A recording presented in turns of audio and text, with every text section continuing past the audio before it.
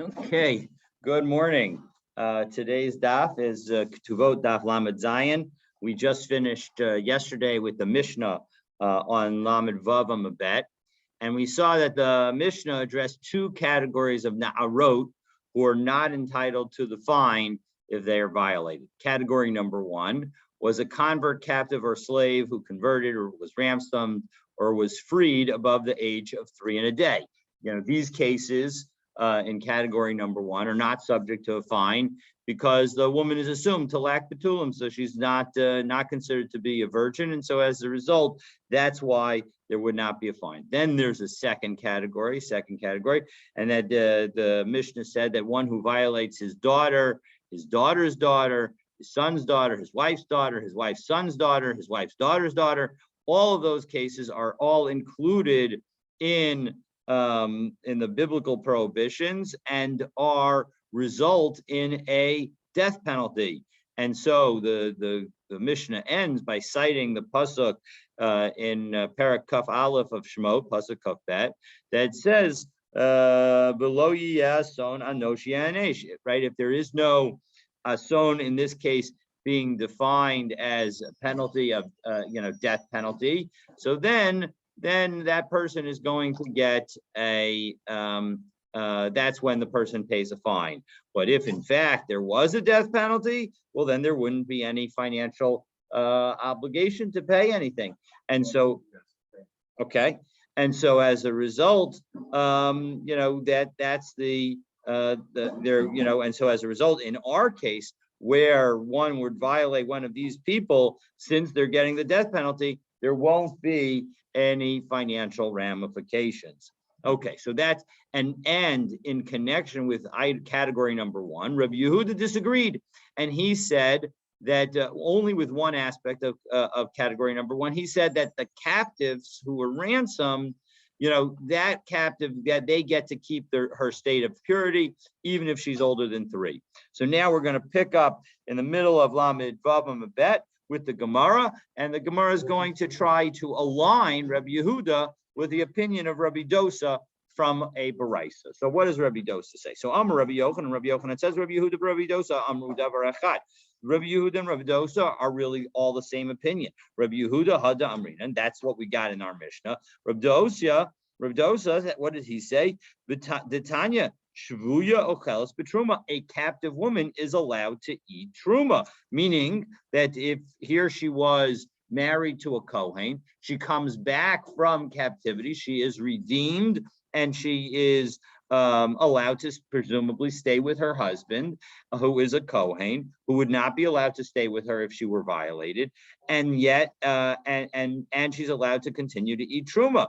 So doesn't that seem to be the exact same opinion of Rabbi Dosa? That's what Rabbi Dosa says. And they'll be able to live happily ever after. Exactly, Mark. So Rabbi Dosa, right?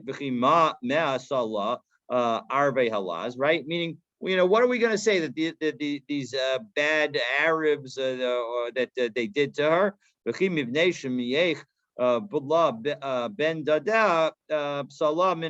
Right? So just because they may have touched her in the wrong places, we're not going to disqualify her. So the bottom line is that we seem to say that Rabbi Yehuda and Rabbi Dosa are both assuming that she was not violated. Go ahead, Ruchanan. Where does that's the end of the Braita right here? That's the end of the Braita, correct. Right here. Yep, right here. With the Salah Minakuna. And so Amar Rabba, Dilma Lohi. Rabba responds to Rabbi Yochanan. Rabbi Yochanan was the one who said that maybe these are the same opinion. And Rabba asks the question, maybe it's not the case. Ad kan lo kam Rabbi Yehuda hacha ela shelo yehe chote niskar. Right? What is the concern? The concern of Rabbi Yehuda is we don't want the sinner, the person who, it's not about the fact that she's considered pure. It's that we don't want the sinner to get away without having to pay the fine. Aval hasam karabanan sviralai. But maybe over there in connection with truma, he would be more conservative and say, no, she doesn't get to eat the truma, just like the rabbis say. Inami, alternatively, ad kan lo kam Rabbi Dosa hasam ela betruma derabanan. maybe when Rabbi Dosa allows the eating of truma, it's only with respect to rabbinic truma, and so which is the way that all truma is considered today.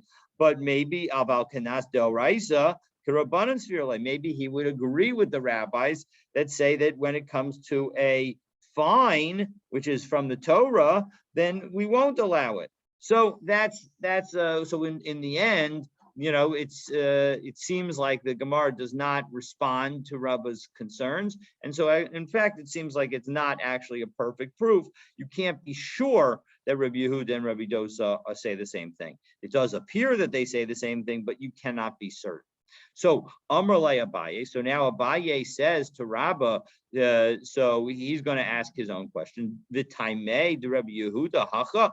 You in your question assumed that Rabbi Yehuda in fact says that the issue is we don't want the what it was the reason shelo yehei chote niskarhu. We don't want the sinner to be able to benefit. V'hatanya, we have another brisa. Rabbi Yehuda Omer shvuya shenishbeis harehi b'kedusha sa, that if you have a captive that is captured and now she's released, she gets to stay in her state of purity. Afilu bas eser shanim, even if she's already 10 years old, meaning old enough that she might be specifically attractive to the captors. Ksuba sa masayim, and she gets her full-fledged ksuba. She gets the full-fledged ksuba of 200. So v'hasam ma'ishalo yehei chote niskarika. Well, there's no, that's not about her ability to get a full-fledged ksuba of 200. Doesn't have anything to do with the sinner not benefiting. So that it has to do with how much her husband is going to have to pay if they get divorced or when he dies. How much of the estate will have to support her. So hasam nami. No, there's another reason that we will want a new husband to pay her 200. Dilma below nasvela, that if in fact we were to undermine her collection, so then people will not want to marry her. And so in order to avoid undermining her marriageability, so as a result we'll require a 200 zuz ksuva for her. Although it's so the higher the ketubah, the more eligible she is. Well, it's more. The way I think about it is the following: if we give her a 200 ksuba, then people will not think, "Oh, really? She was violated." But the rabbis are just, and that the question is which is dominating here? Is the attitude of she was violated or she may have been violated dominating, or is it that she wasn't violated? And if in fact we were to say that because that she's only getting a 100 zuz ksuba, then the people's reaction will be that that in fact maybe she was maybe she really was violated, and so as a result, she'll end up being treated like somebody who is violated. Now, in fact, and she'll get the ksuba that's associated with it. But the point is that the more we can treat her like somebody who was not violated, then the less likely she's going to be treated that way. So that's the idea. I forgot what we said about what if she says she was or she wasn't. If she says she was, then right. But if she says she wasn't, didn't we have a case like that? Yes, you're asking a good question. And here it must be that there was some. I'm not 100% sure of how to deal with what is in fact her claim here. My guess is that because we're talking about a woman who was especially young, that maybe she's not able to testify associated with it. That we don't. Well, she would know, even What? how. I mean, unless she's. Yeah. All right. Well, remember that we're talking about our mission is talking about a girl just over the age of 3.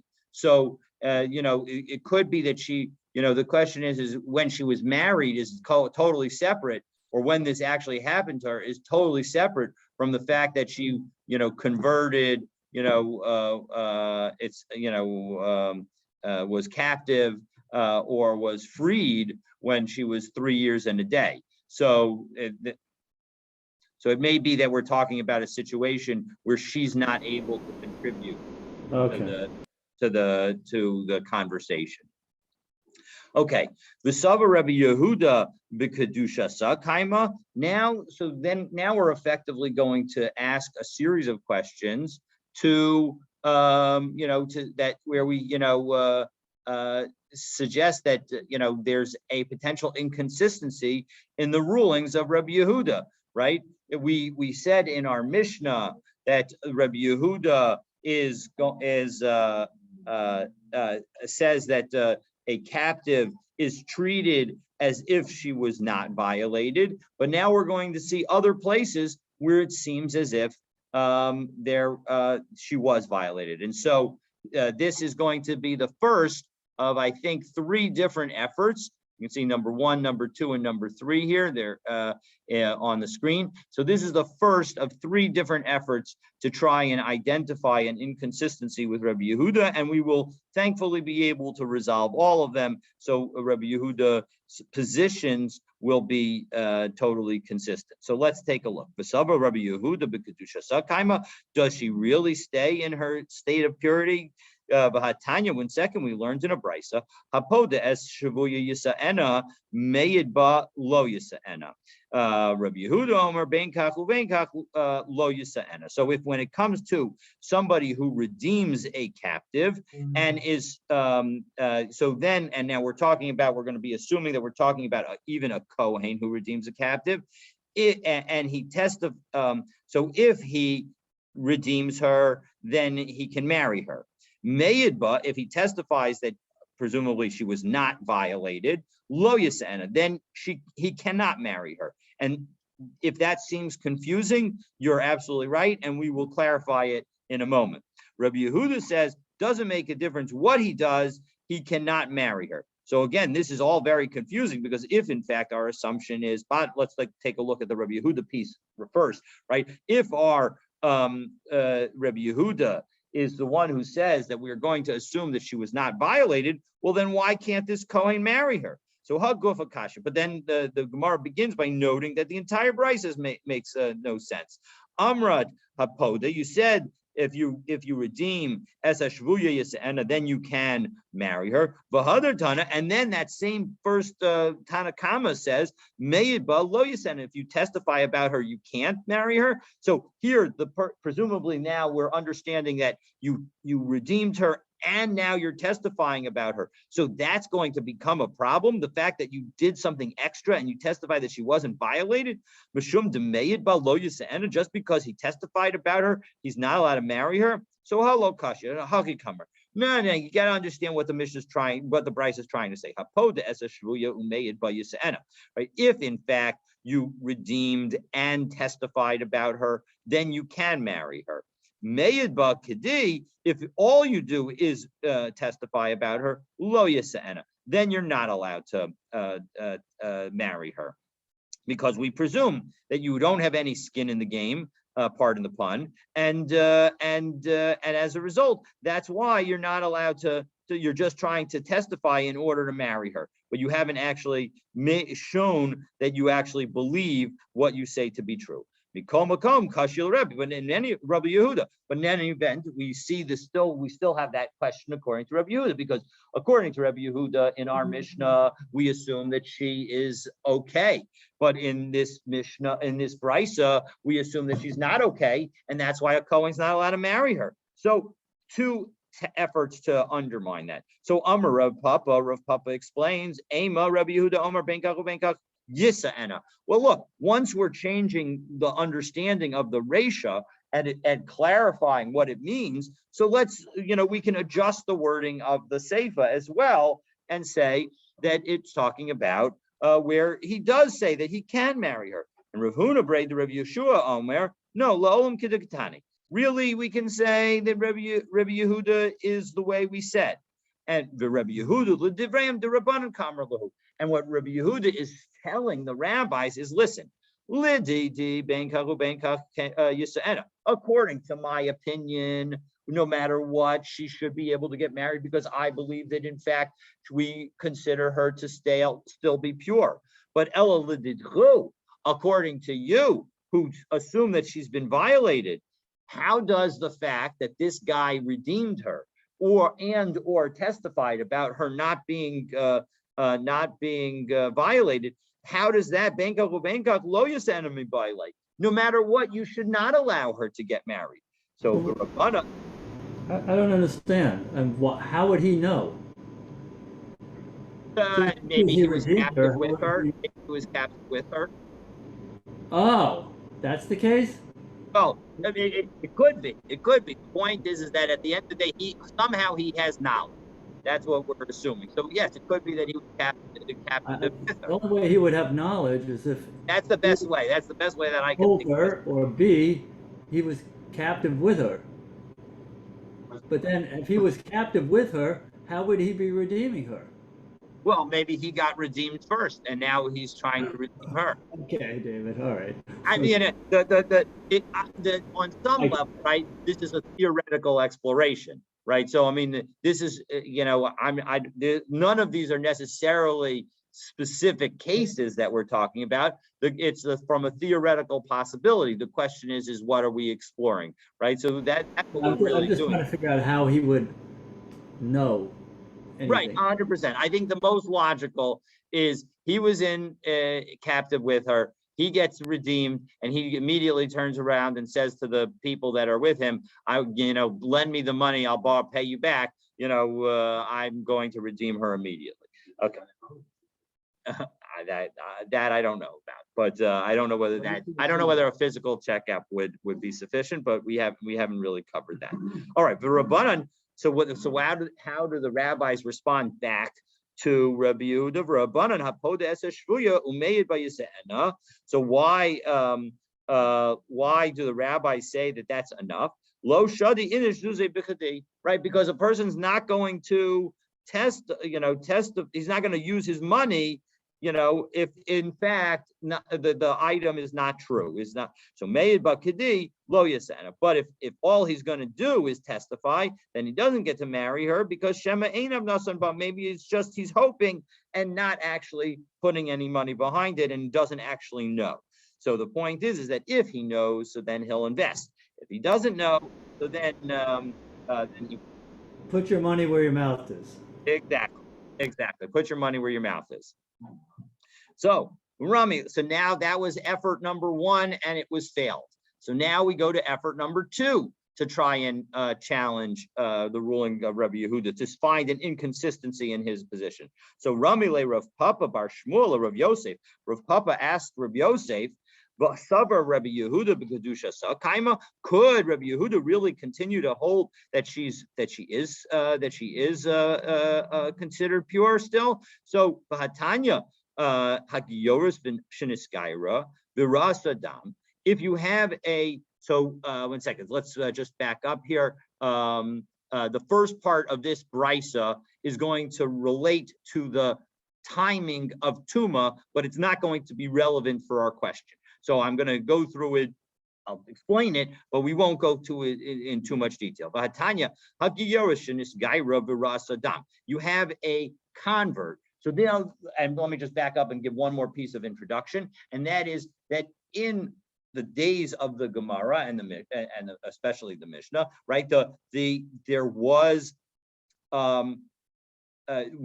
women who were going through menstruation also needed to be worried about what it is that they touched because they became tameh. Now, we don't actually worry about that. We effectively begin the time of nida from the time that the woman sees the blood.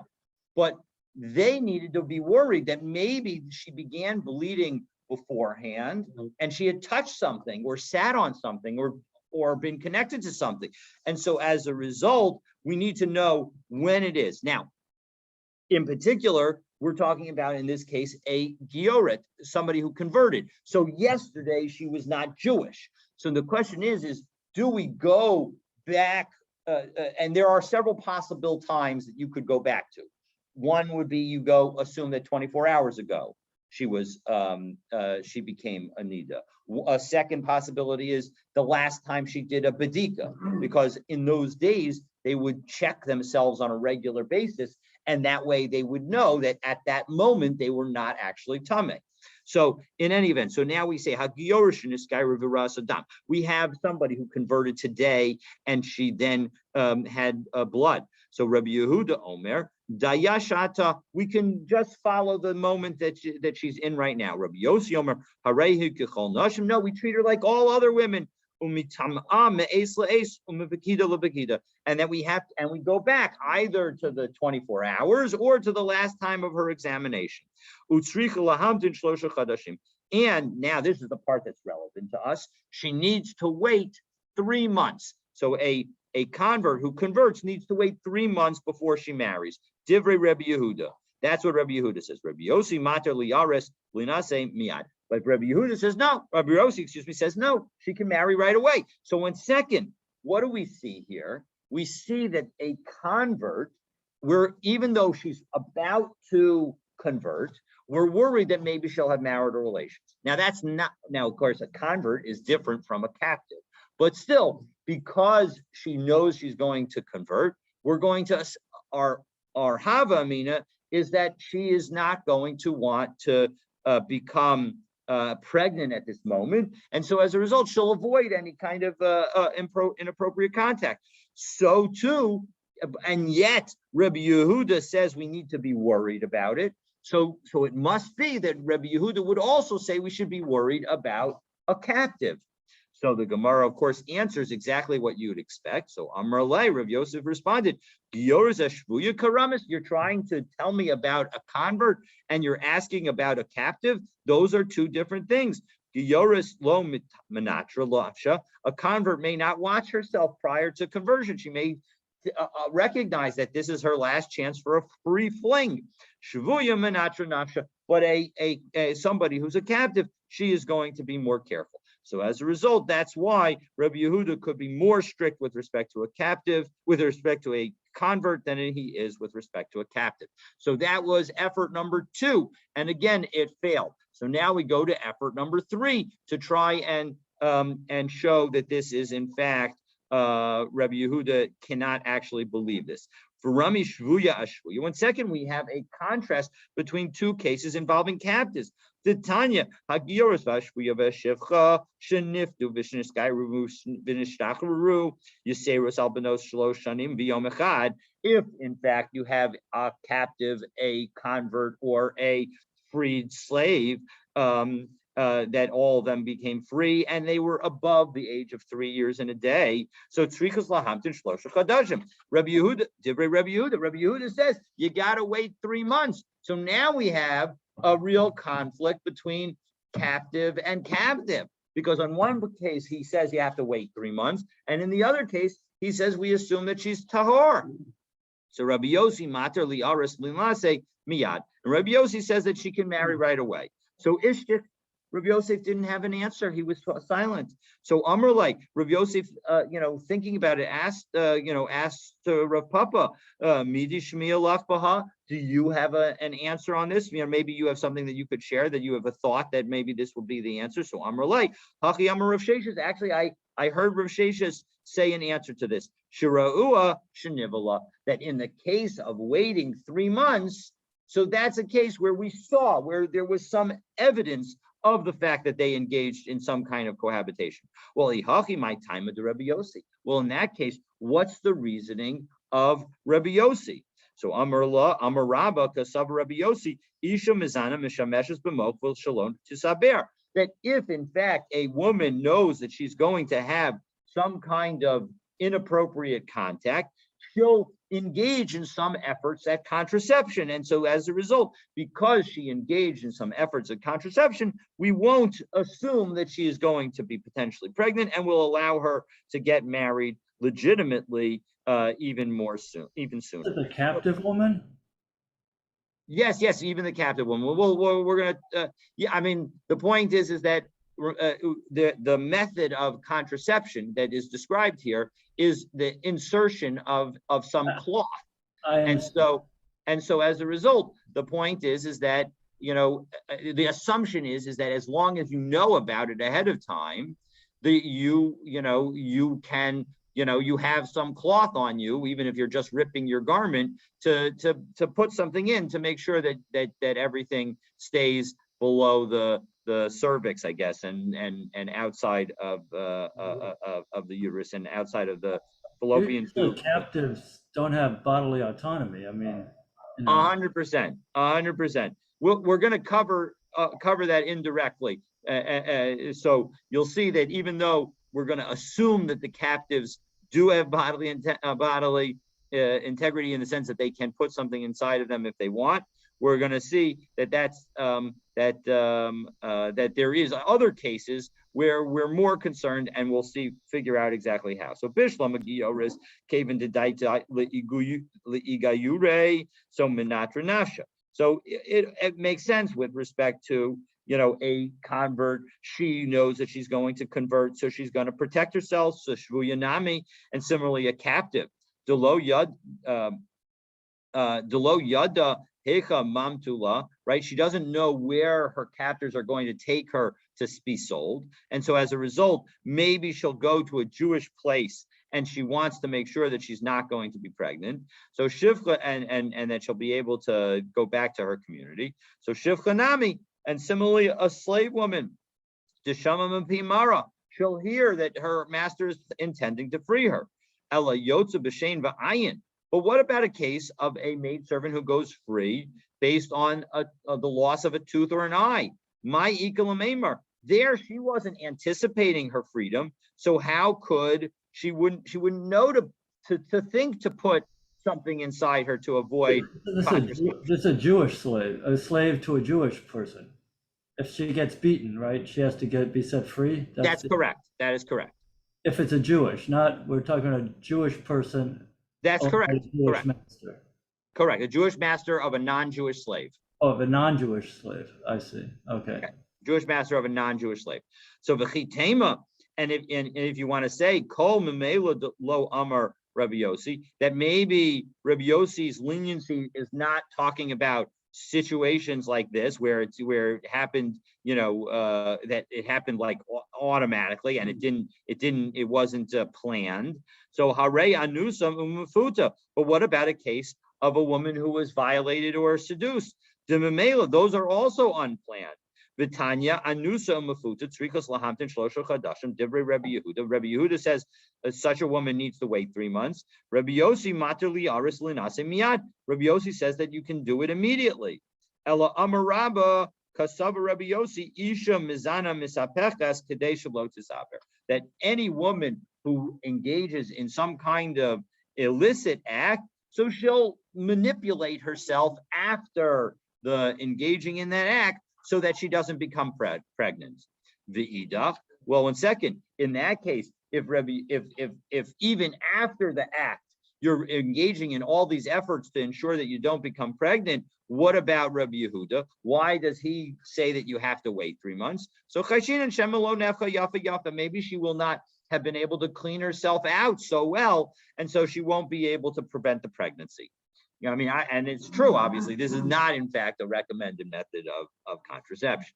Okay, so now we've tried the 3 efforts to contradict Rabbi Yehuda. They've all failed, and so now we move on to the next piece of the Mishnah. So the last piece of that Mishnah said, "Shenemar v'lo yason anoshi einish," right? That the effort to prove that in fact you don't get both the death penalty and pay the fine is based on this pasuk of lo yason anoshi einish. If there's no institution of the death penalty, well, then she's not then there's not going to then there will be a fine.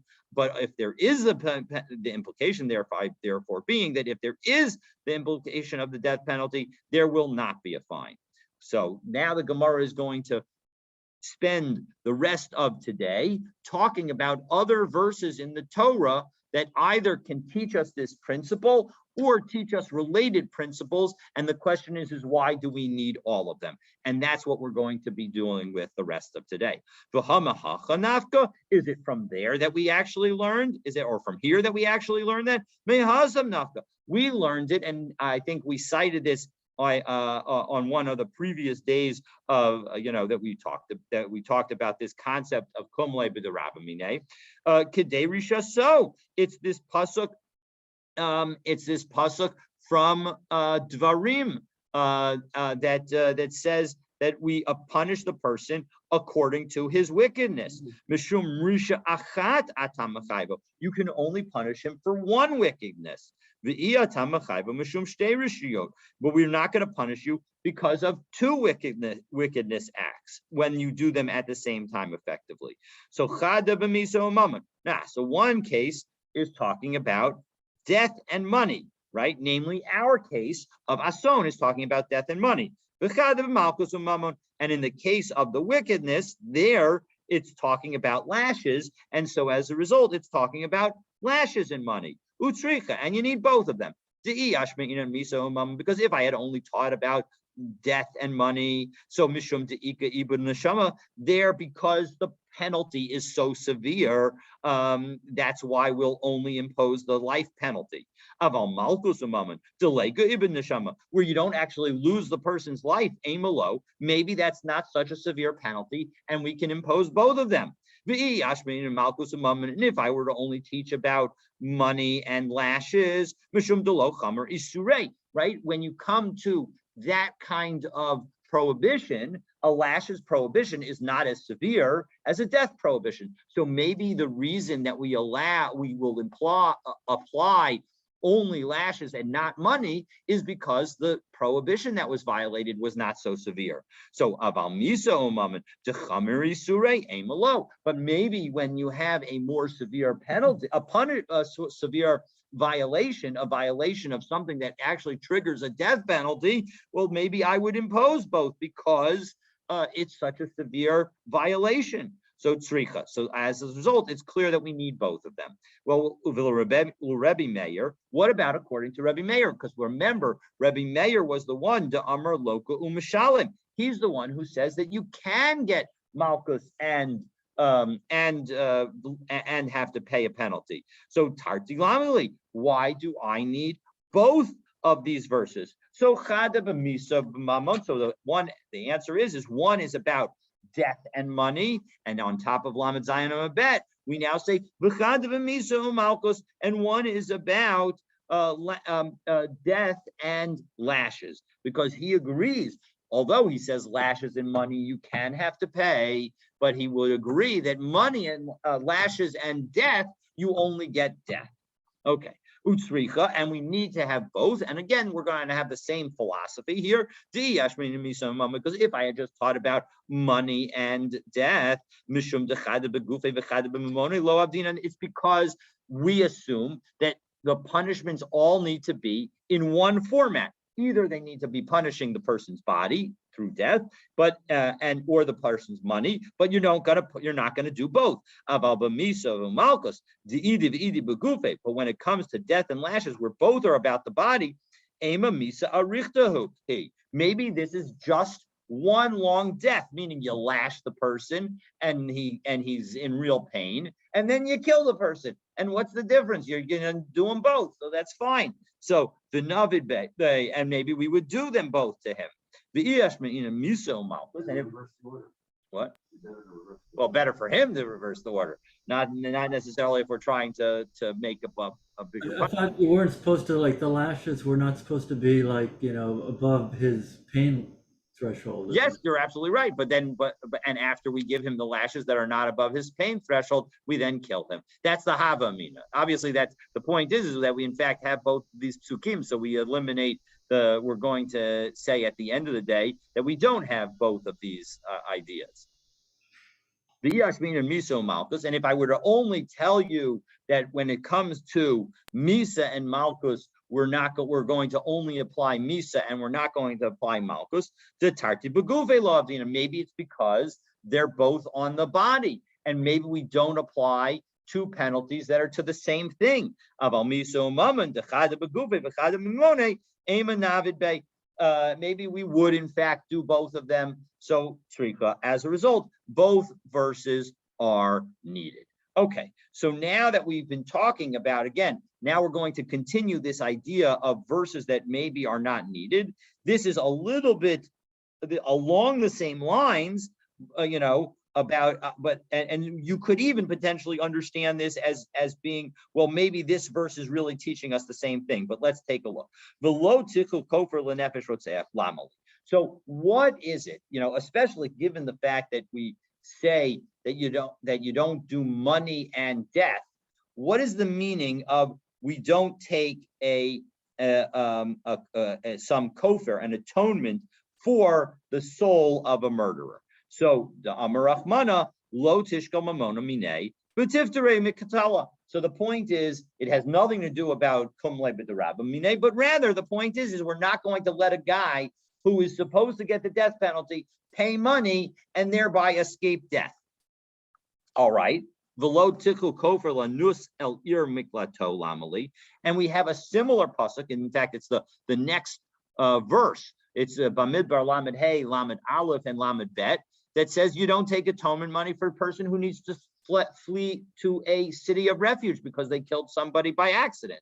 So to Amarachmana, lo tishko mamona minei b'tiftitre minagolos. We're not going to accept a bribe effectively to allow a person not have to, or some kind of atonement penalty to allow a person not have to go to exile, to one of the Arei Miklat. Utrei Kroi Lamali. So, all right, so why do I need both of them? Maybe if I could learn one, I could figure out the other. So, Chad B'Shogeg B'Chad B'Mezid. Well, obviously, one is talking about an intentional killing, and one is talking about an unintentional killing. The one about the Arei Miklat is talking about an unintentional killing, and the one about the person who gets the death penalty is talking about an intentional killing. Utriche, and we in fact need both. Because if I were to only tell you about the deliberate killing, because it's so severe, that's why we're not going to allow the person to pay the penalty. But when you did it unintentional, so maybe that's not going to be so severe, and so amalo, maybe I would allow the person to pay money to get out of the having to go into exile. The Ashmin and Shogeg, and if I were to tell you only about the Shogeg case, that the person can pay to get out of exile, cannot pay to get out of exile, Mishum Deleka Ibn Neshama. There, it's because the person, we're not trying to kill the person. So since we're not trying to kill the person, all we're doing is sending him away, and he's going to live a fine life in a new town. So of course, we're not going to allow him to get out of the penalty. Aval Mezid, when you kill the person, De'ika Ibn Neshama, where we're going to actually try and kill you, Amalo, maybe we'll allow you to pay enough money to get out of the death penalty, because in fact, it's not so bad. I'm not so convinced about that second one. It's not, it seems, a little bit tough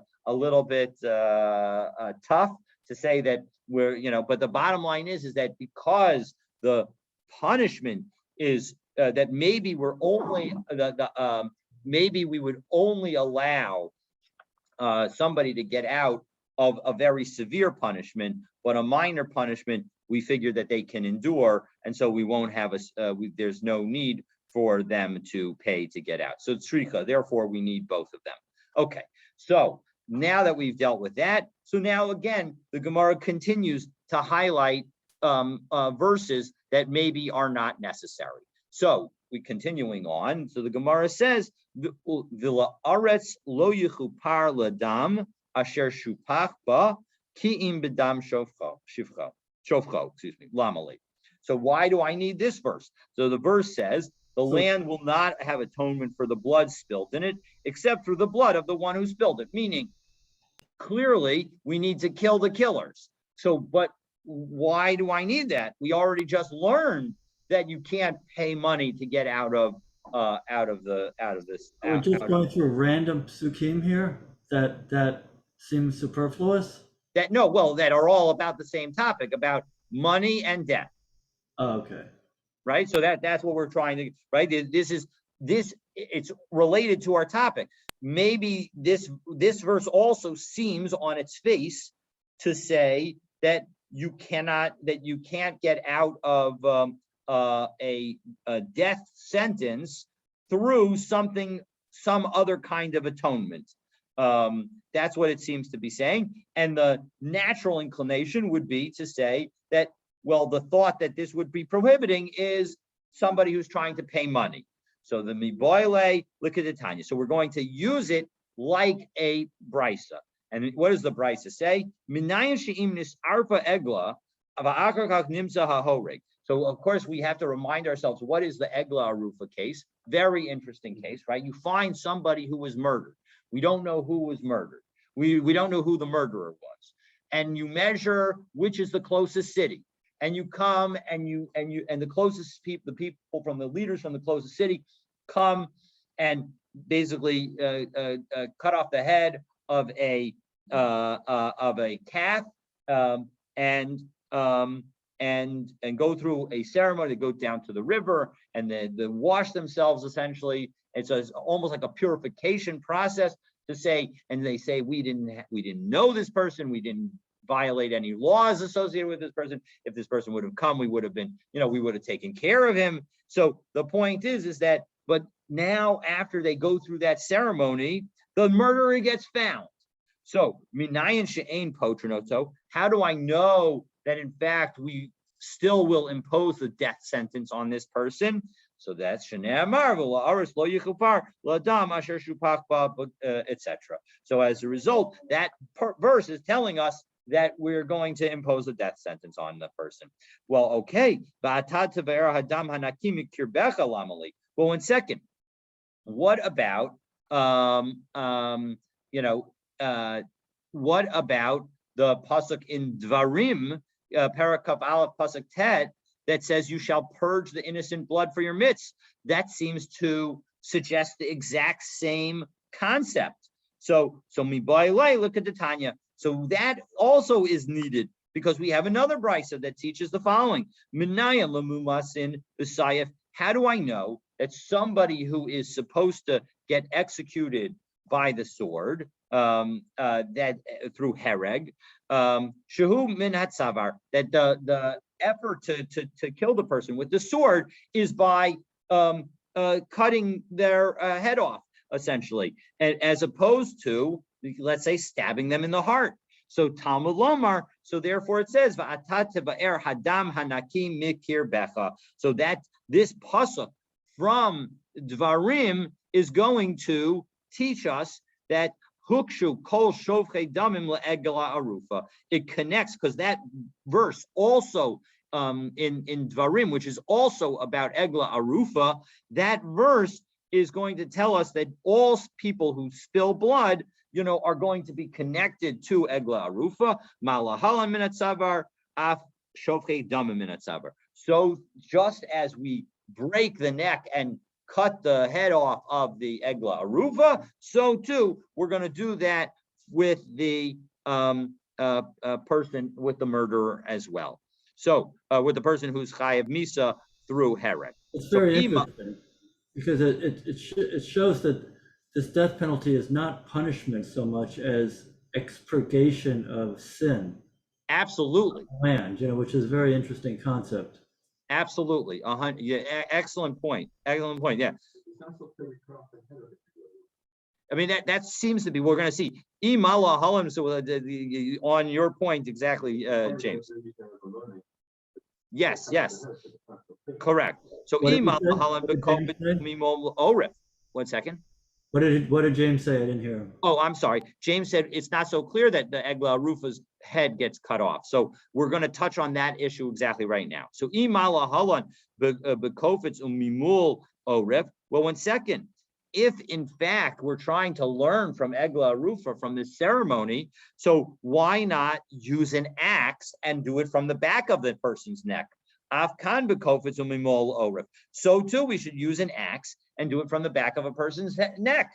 So, and which, by the way, the implication is, and I didn't realize this until learning this piece because we haven't done Sanhedrin yet. So that in fact, when you cut off the person's head with a hereg, you actually do it from the front. It's exactly like Shlutan. We're going to touch on that point exactly right now.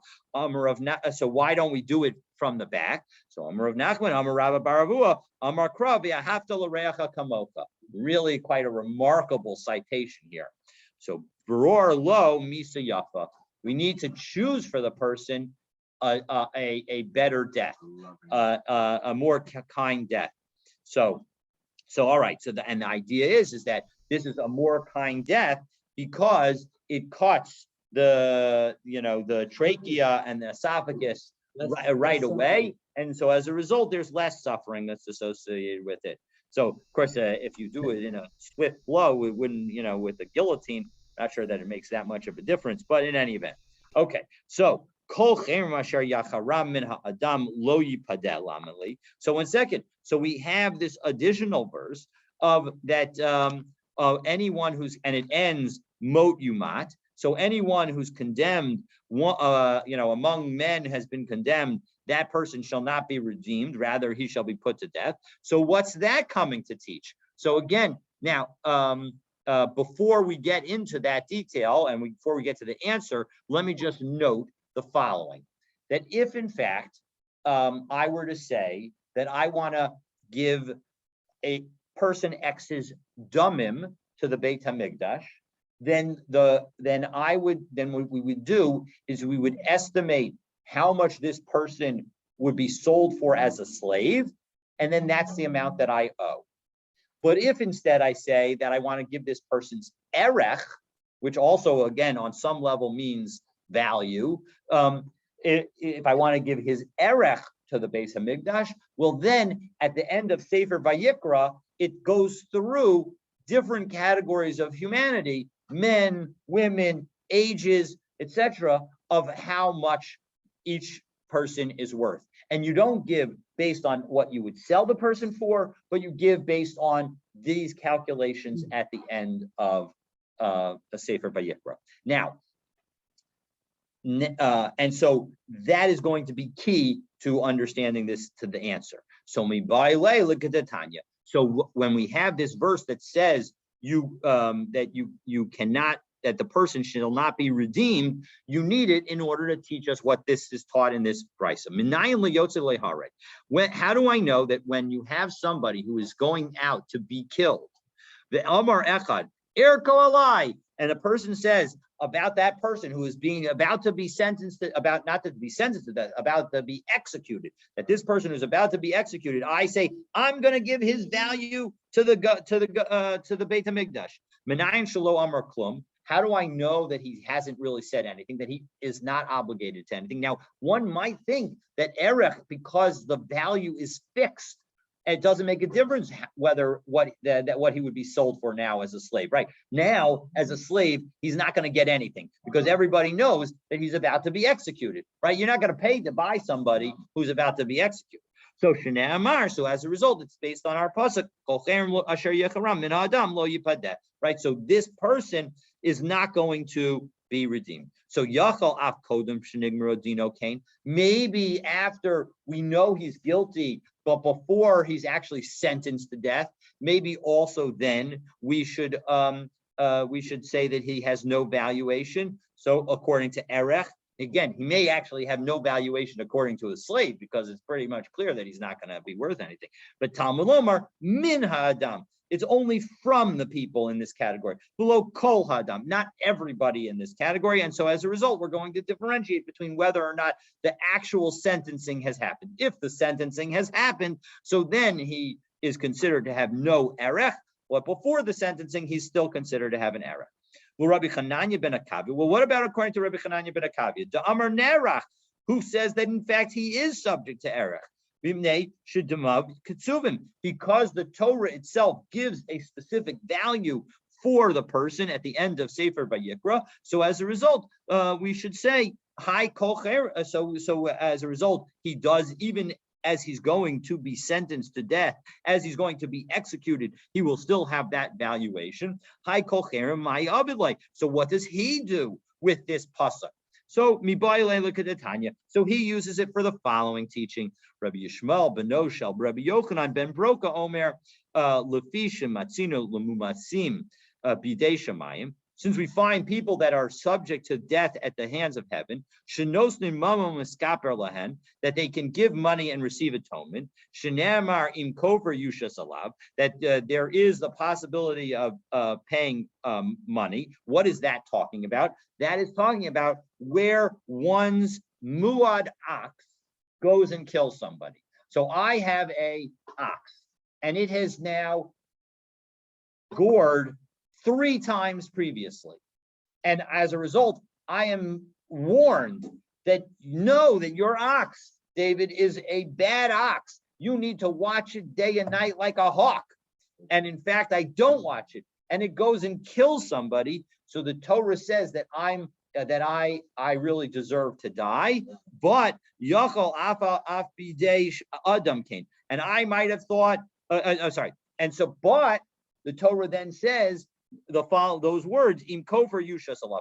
But he can pay the damages. He can pay the value of the person, and as a result, that way he can escape the heavenly death penalty. I can escape the heavenly death penalty. So Yochol Af Bidei Adam Cain. I might have thought that also, even though not only in the case where my animal does the killing, but even if I do the killing, maybe I should be able to avoid the death penalty or get some kind of kapara through some kind of payment. Talmud Lomer Cherem min ha'adam lo yipadeh. Right, the condemned one, among man shall not be redeemed. Ve'enli ela misus chamurus. That only tells us about very stringent violations where the misa is so strong, that there is no ability, that if you do something by accident, sometimes if you're subject to the death penalty and you do do the same thing, if you do something that would, if you do intentionally, would subject you to the death penalty, sometimes you can, if you do it by accident, you can bring a sin offering, but sometimes you cannot. So what are examples of things that you cannot? So Rashi tells us, for example, if you were to kidnap somebody, if you thought that kidnapping was legal, or you just didn't know that I guess that's the main situation, and you engage in kidnapping when you thought it was legal, or you hit your father or mother and cause a wound. So in those situations, there is no sin offering for doing it by accident. And so as a result, maybe that's the only situation that cannot be redeemed. But so ve'enli ela misus chamuras shelo nitna shagasan lekapara, that only those sins where there is no possibility of doing atonement, if they're done unintentionally, maybe that's the only category of sins that you cannot pay to get out of. But misus kala shenitna shagasan lekapara minayin. How do I know that even if there's less severe sins that are also subject to the death penalty? And Rashi points out, like Shabbos, or Avodah Zarah, where if you do them unintentionally, you can bring a sin offering to atone. So Talmud Lomar Kol Cherem. So the pasuk doesn't just say Cherem; it says Kol Cherem. And so as a result, every kind of situation will be a situation. Any kind of death penalty will be a situation where you're not allowed to pay to get out of it. And so we'll pick up, God willing, from here, God willing, tomorrow. I'll check to see whether Ellie's around, and either he'll do it or I'll do it. But I look forward to continuing our learning together. And tomorrow, I should just note, as I scroll down to the bottom so that you can see the bottom, you're wondering why, according to Rabbi Hananya ben Akavia, we need the verse that we mentioned earlier about you shall not take atonement money for the life of a murder, given what we just said. It seems like we now have an extra verse. So that is in fact going to be the next question that we will ask, God willing, tomorrow. 6:30, 7:30 is Mincha, so 6:30 would be Daf Yomi. So actually, I know that I'm not able to class tomorrow afternoon. So I actually know that I'm not able to make it, God willing, tomorrow. So hopefully Ellie will be able to cover. So, all right, have a wonderful Shabbos. Have a very good Shabbos. I know, I remember last time I was in, did you remember, did you get, oh, you weren't on. I had a beautiful view. Chicago has very nice views. Oh, terrific. One of the Great Lakes. Oh, that's right, you were on, so you did see the view, you did, right. So, all right, have a wonderful day. Oh, David, just a second. Yep, But where does this bright to end? hold on, I can't hear you.